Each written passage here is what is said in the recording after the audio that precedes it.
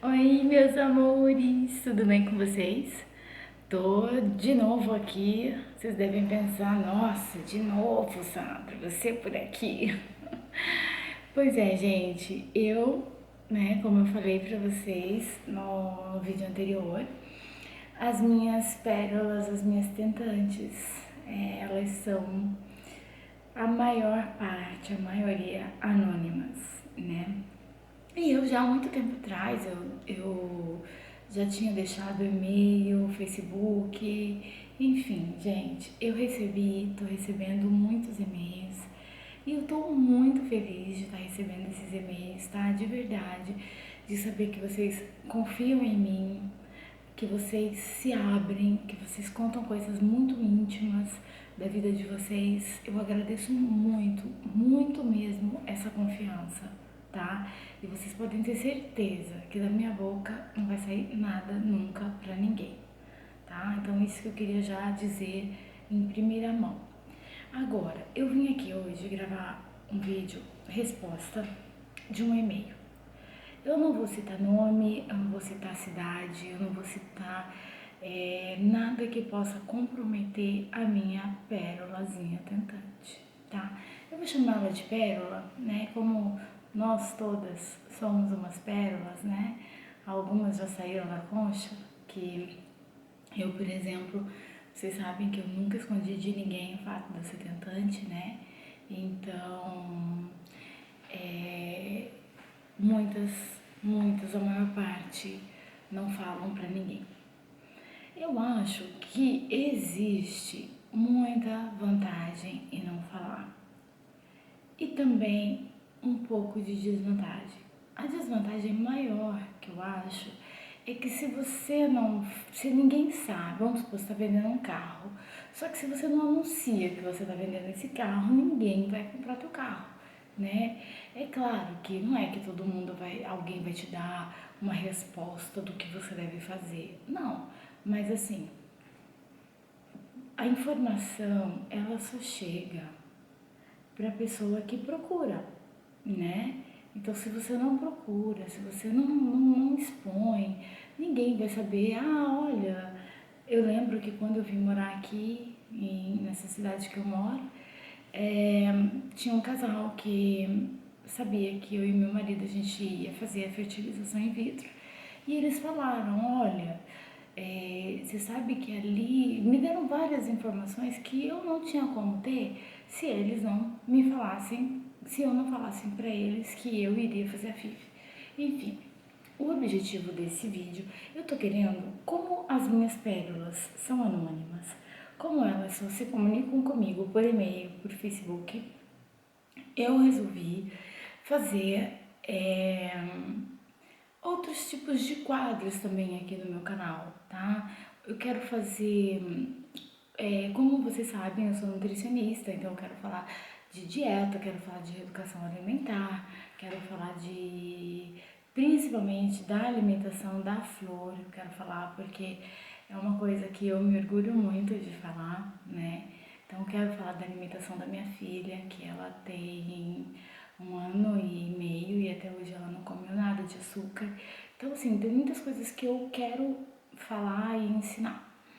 Então, vamos parar de enrolação, de blá blá blá, que já deu 3, quase 4 minutos e eu ainda não comecei a falar o tema do vídeo. Bom, vocês já sabem que aqui nesse canal não tem edição, né?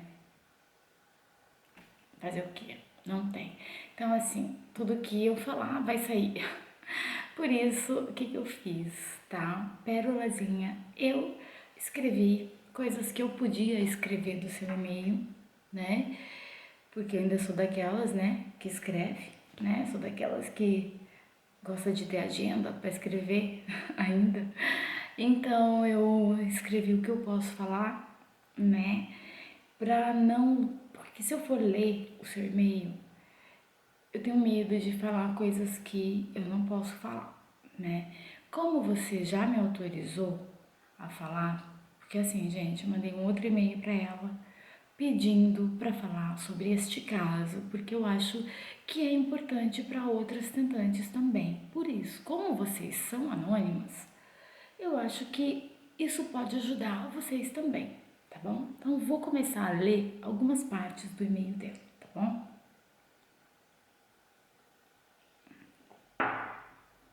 Aí eu escrevi aqui, né? Ela diz, não, já estou casada há 10 anos, mas no começo do casamento decidimos curtir, já que nos casamos depois de 3, 4 meses de namoro. Estou te falando isso para você entender minha história. Meu marido viaja bastante e eu estou sempre sozinha em casa. Parei de trabalhar logo depois que nos casamos, pois como ele viaja muito, ele sempre quis uma parceira que enfrentasse essas viagens junto com ele. Então assim, pelo que eu entendi, né, hoje ela já não viaja mais com ele. Então tá.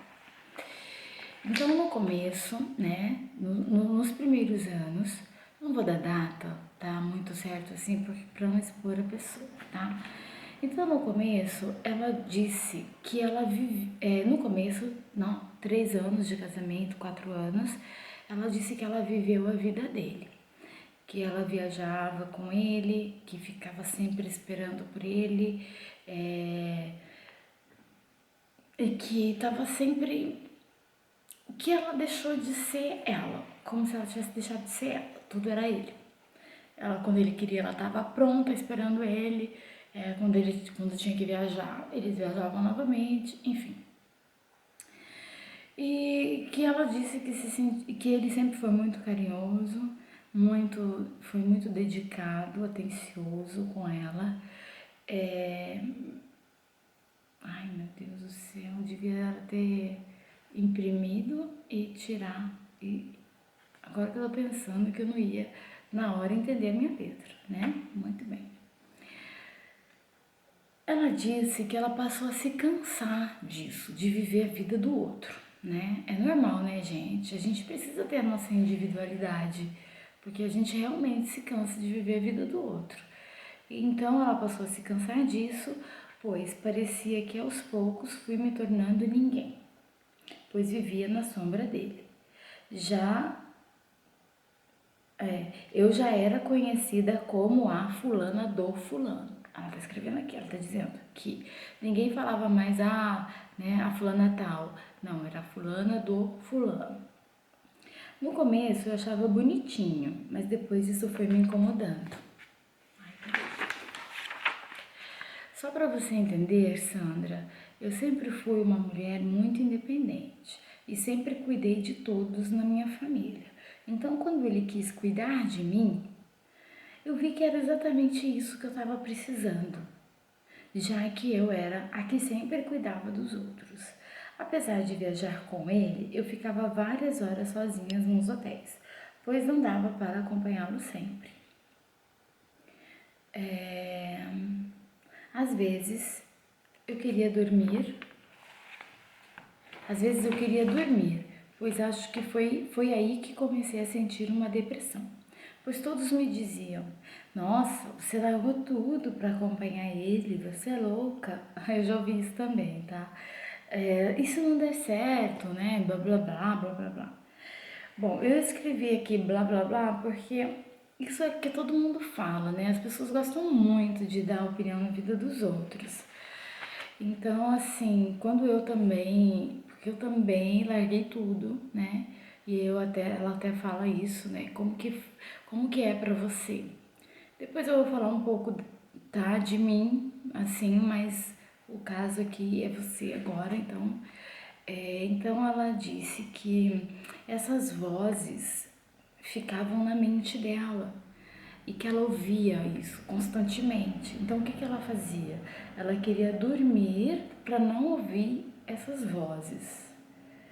Até que ela decidiu voltar para a casa que ela tinha.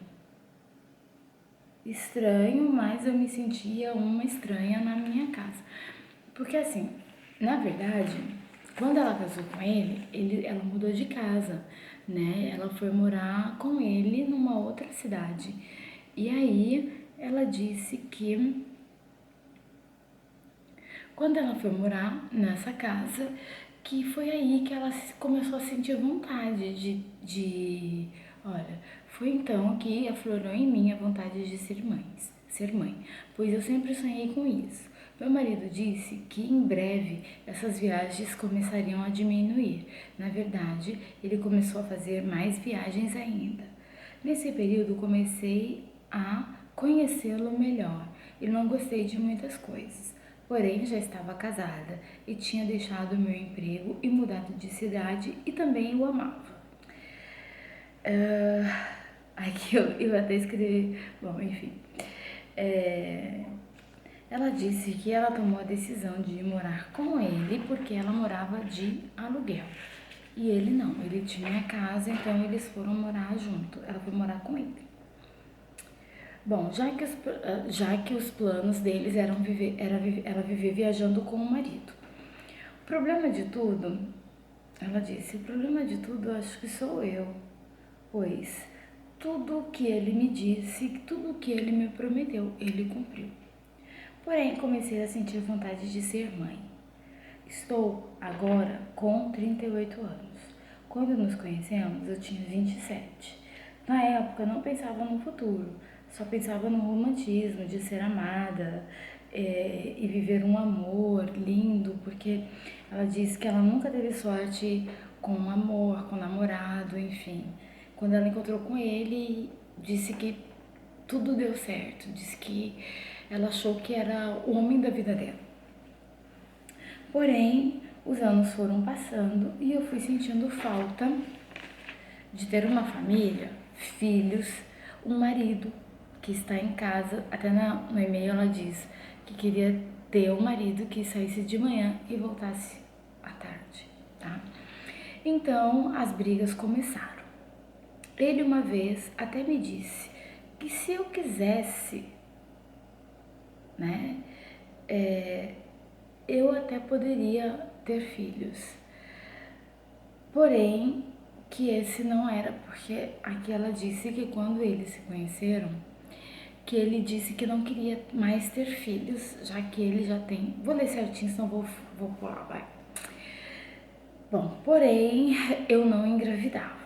Ela disse que eles não usavam, passaram a não usar nada e ela não engravidava de jeito nenhum.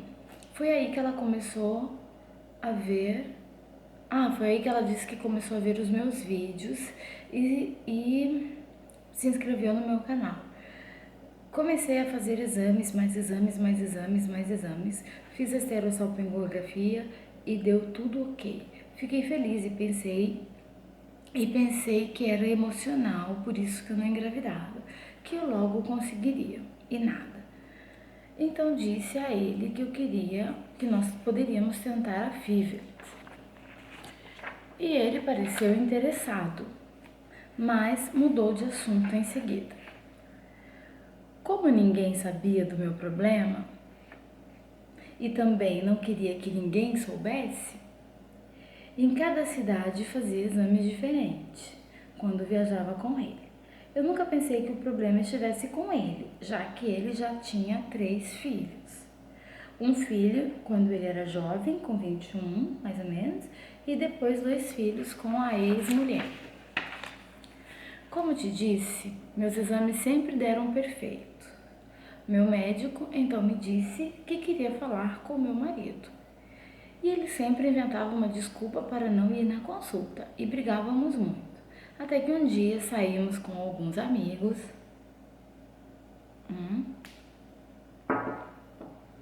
Até que um dia saímos com alguns amigos e ele bebeu bastante.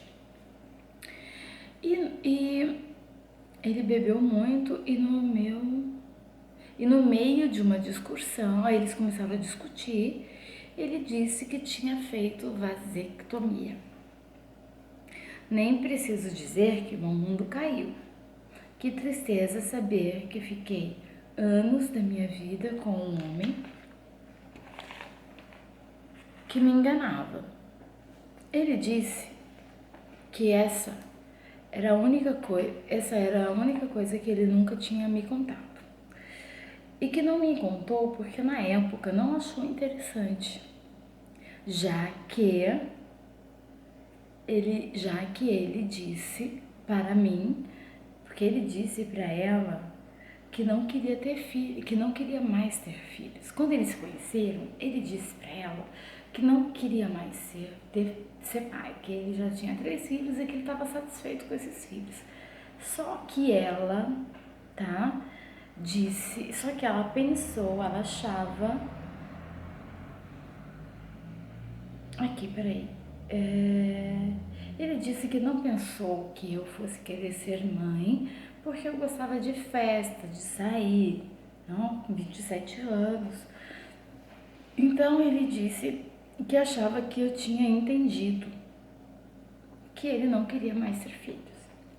Na verdade, quando nos conhecemos, ele disse isso, mas não nos aprofundamos nisso. Aí ela diz, eu achei que com o tempo ele mudaria de ideia. Isso é um grande defeito que a gente tem, viu, gente? Achar que com o tempo o outro vai mudar de ideia. Ninguém muda de ideia se não quiser, se não for por si mesmo, tá? Aí ela diz, a questão é, agora me encontro com 38 anos, não tenho mais o meu trabalho, pois são tantos anos já nessa dependência dele. Então ela quer saber assim, ela deixa bem claro no e-mail o que eu faria no lugar dela. Eu ainda escrevi para ela, né? E falei, olha, é complicado esse negócio que eu faria no seu lugar, porque primeiro eu conheço a sua versão da história. Uma história sempre tem 2 versões, pelo menos, né? Então eu falei para ela o seguinte, eu falei, olha, o seu marido, quando vocês se conheceram, ele falou pra você, quer dizer, ele não mentiu pra você.